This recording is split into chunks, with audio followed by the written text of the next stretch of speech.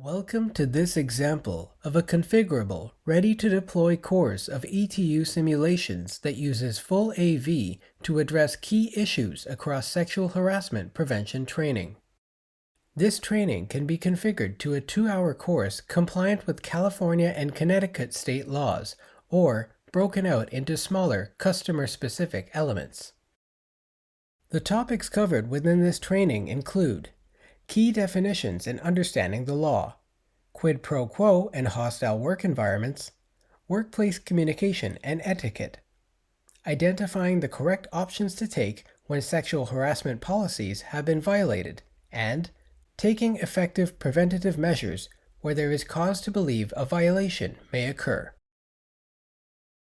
Let's take a look at some decisions from the learner's perspective. The first, from a scenario about quid pro quo, sees the learner talking to their peer, Melanie.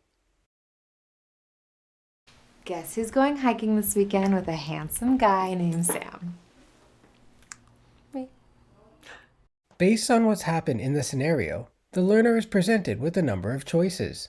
They review them and select the option they think is the optimal response. Then, the learner sees how the characters respond to what's been said or done. Whoa. Easy there. Okay, he might not be a direct report for long. Here's another opportunity for the learner to make a decision, this time from a simulation on hostile work environments.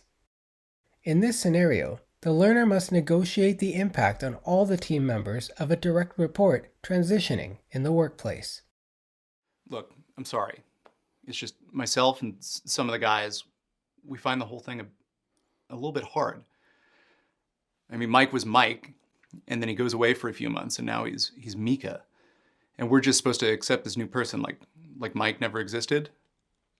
You know, I mean, I sat next to the guy for 2.5 years. Decisions build and branch to form the simulation's narrative. They can be motivated by the scenario or a task or process a learner is responsible for. I mean, I had no idea. What can I do to make it right? This outcome page illustrates how the learner performed in the simulation and their skill scores, including recommendations on areas to improve based on their performance. Elements such as a passing threshold can be turned on as required, and links to additional content or supplemental resources can also be included. Along the way, learners are measured for their competencies in skills such as following company policy, aligning with company culture, showing support and compassion, and remaining objective. Practice mode can be enabled for learners.